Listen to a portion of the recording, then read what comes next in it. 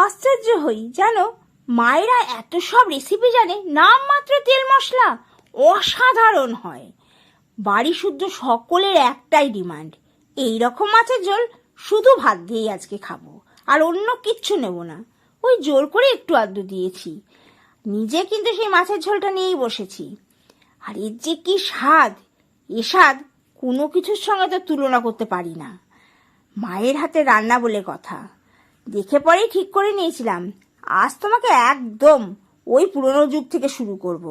প্রথমেই তেল, নুন, হলুদ মাখিয়ে মাছগুলোকে ওই 15-20 মিনিট মতো রেখে নিয়েছি।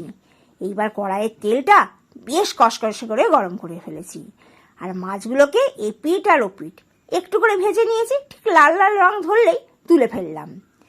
তেল কিন্তু ওইটুকুই, তবে এতেই মশলা দেব।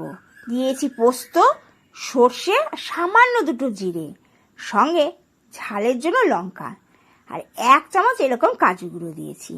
আর এখানেই খেল শুরু হয়।